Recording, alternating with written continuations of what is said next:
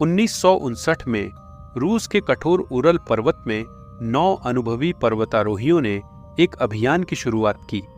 यह रोमांचक अभियान था, लेकिन इसका अंत एक ऐसे रहस्य में हुआ जो आज तक अनसुलझा है। उनकी मौत को आधिकारिक तौर पर अज्ञात शक्ति के रूप में वर्णित किया गया था।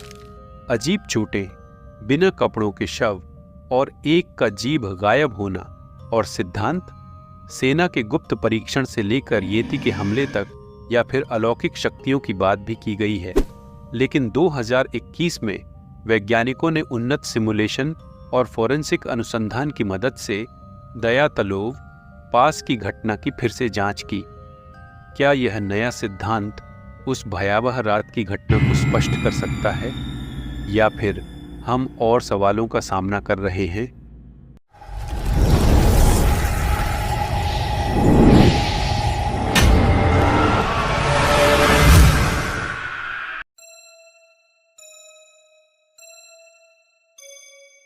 तेईस जनवरी 1959 को 23 वर्षीय इगोर दयातलोव ने 8 साथियों के साथ उरल पर्वत में एक अभियान का नेतृत्व किया।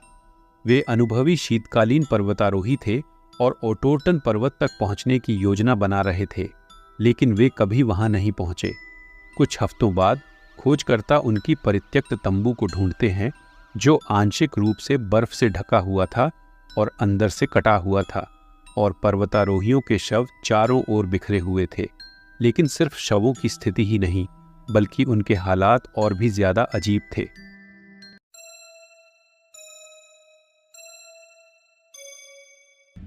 कुछ शव बिना जूतों या सही कपड़ों के मिले थे, जबकि तापमान बेहद कम था।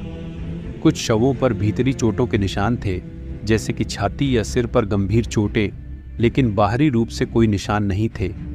एक पर्वतारोही ल्यूडमिला डुबिनिना की जीभ गायब थी। आधिकारिक मृत्यु का कारण हाइपोथर्मिया और अज्ञात बल की चोट बताया गया। सालों से कई अजीब सिद्धांत सामने आए हैं। कुछ लोग मानते हैं कि वे गुप्त सैन्य परीक्षण का शिकार हो गए थे। कुछ मानते हैं कि एक हिमस्खलन ने उन्हें तंबू से भागने पर मजबूर किया। और फिर कुछ असामान्य सिद्धांत भी थे, अलौकिक शक्तियों या येती के हमले।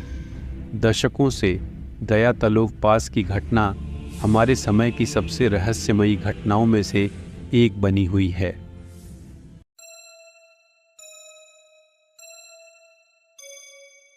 लेकिन 2021 में वैज्ञानिकों की एक टीम ने उन्नत तकनीक का उपयोग कर इस घटना की फिर से जांच की। उन्होंने हिमस्खलन सिमुलेशन और मानव शरीर की चोटों पर शोध के आधार पर एक नया सिद्धांत पेश किया, स्लैब एवलॉन्च या बर्फ की पतली परत का धसकना। सिद्धांत यह था, एक घनी बर्फ की परत पहाड़ से अलग होकर पर्वतारोहियों के तंबू पर गिर सकती थी। इस बर्फ के दबाव ने उनकी आंतरिक चोटों का कारण बना होगा।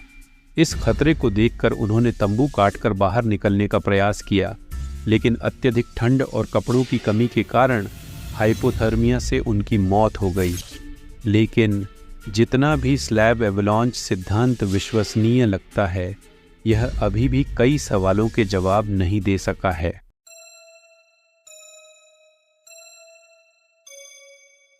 जैसे कुछ पर्वतारोहियों के शरीर पर गंभीर चोटें थीं, जो बाहरी रूप से नजर नहीं आती। यह कैसे संभव हो सकता है? और ल्यूडमिला डुबिनिना की जीभ कैसे गायब थी? क्या एक हिमस्खलन इन सभी अजीब घटनाओं की व्याख्या कर सकता है? आलोचक यह भी कहते हैं कि 1959 की प्रारंभिक जांच में किसी हिमस्खलन के कोई संकेत नहीं मिले थे, कोई मलबा, कोई अलग निशान नहीं। इसलिए बहुत से लोग मानते हैं कि इस घटना के पीछे और भी भयानक कुछ छिपा हो सकता है।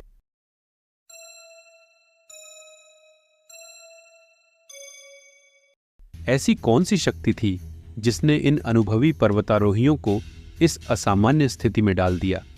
क्या यह प्रकृति की क्रूर शक्ति थी, या इसके पीछे कुछ और विचित्र था?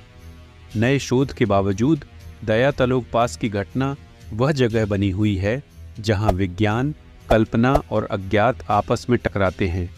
शायद अंत में हम उसी रहस्यमयी घटना के सामने खड़े हैं जिसने शुरुआत से ही हमें सवालों के घेरे में डाल रखा है।